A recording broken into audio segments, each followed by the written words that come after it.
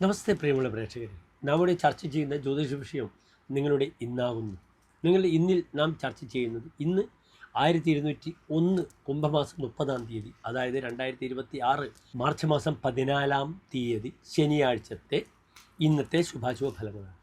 ഇന്ന് തൃശ്ശൂർ സൂര്യോദയം കാലത്ത് 6:38, അസ്തമയം വൈകിട്ട് 6:32. ഇന്നത്തെ രാഹുകാലം നിങ്ങൾക്കറിയാം. കാലത്ത് 9 മുതൽ 10:30 വരെയുള്ള സമയം. ശുഭകാര്യങ്ങളൊന്നും തന്നെ നാം രാഹുകാലത്ത് അനുഷ്ഠിക്കാറില്ല. കാലത്ത് 8:30 വരെ ദശമി തിഥിയാണ്, വിഷ്ടീകരണമാണ്. ആ സമയം ഒരു ശുഭകാര്യങ്ങൾക്കും നാം സ്വീകരിക്കാറില്ല. 8:30 ശേഷം വരുന്നു കറുത്തപക്ഷത്തിലെ ഏകാദശി. സാക്ഷാൽ ഗുരുവായൂരപ്പന് പ്രിയപ്പെട്ട ദിനമാണ് കറുത്തപക്ഷത്തിലെ ഏകാദശി. അതിനാൽ കൃഷ്ണക്ഷേത്രത്തിൽ തുളസിമാല, പാൽപ്പായസം, വെണ്ണ നിവേദ്യം വഴിപാടായി സമർപ്പിക്കുന്നത് വളരെ അനുകൂലമാണെന്ന് അറിയാം.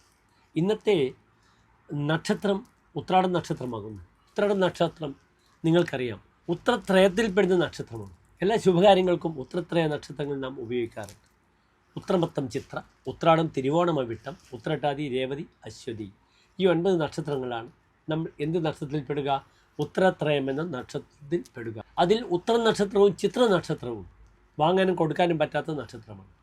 ബാക്കി എല്ലാ ശുഭകാര്യങ്ങൾക്കും ഈ നക്ഷത്രങ്ങളെല്ലാം തന്നെ വളരെ അനുകൂലമായ നക്ഷത്രങ്ങളാണ്. ഇന്ന് ശനിയാഴ്ച അർദ്ധരാത്രി 12 മണി കഴിഞ്ഞ് നാളെ പുലർച്ചെ 1 മണിയോടുകൂടിയാണ് മീന രവി സംക്രമം. അതിനാൽ ഇന്ന് സംക്രമ ദിനമാണ്. സംക്രമ ദിനത്തിൽ നിങ്ങൾ, എൻ്റെ പ്രിയമുള്ള പ്രേക്ഷകർ, ധർമ്മദൈവ സങ്കേതങ്ങളൊക്കെ പോകണം. അവിടെ വിളക്കിലേക്ക് എണ്ണ തിരി, അവിടെ അടിച്ച് ശുദ്ധിയാക്കി എല്ലാവിധ അനുഗ്രഹങ്ങളും നിങ്ങൾ വാങ്ങണം ധർമ്മദൈവങ്ങളിൽ നിന്ന്. ധർമ്മദൈവം പ്രസാദിച്ചേ കുളിർപ്പു തറവാടുകൾ. ധർമ്മദൈവങ്ങളുടെ അനുഗ്രഹമുണ്ടെങ്കിൽ തറവാട് നന്നാവും. തോയൊത്ത പണ്യ വിഭവ വനിതാധൃത അന്ത്യേ എന്നാണ് മീനത്തിലെ സൂര്യന് ഫലം പറഞ്ഞിരിക്കുന്നത്. വനിതകൾ ആദരിക്കും. അപ്രകാരം തോയൊത്ത പണ്യ വിഭവ, ജലത്തിലൂടെ ധനം ലഭിക്കും. അതിനാൽ നാളെ മിക്കവാറും നാളത്തെ ദിനം മുതൽ ഈ സൂര്യൻ മീനത്തിൽ വരുമ്പോൾ ഒരുപക്ഷെ ഹുർമുസ് കടലിടുക്ക്, ഇറാനിലൂടെ വരുന്ന ആ തോയം വെള്ളം അല്ലെങ്കിൽ എണ്ണ, തൈലം, ഇതിൻ്റെയൊക്കെ ഗമനാഗമം സുഗമമായി പരിവസിക്കാനുള്ള സാധ്യത നാളെ ഒരു ദിവസം മുതലുണ്ടെന്ന് അറിയണം. 15-ാം തീയതി മുതലുള്ള ഒരു മാസക്കാലം നല്ലതാണ്.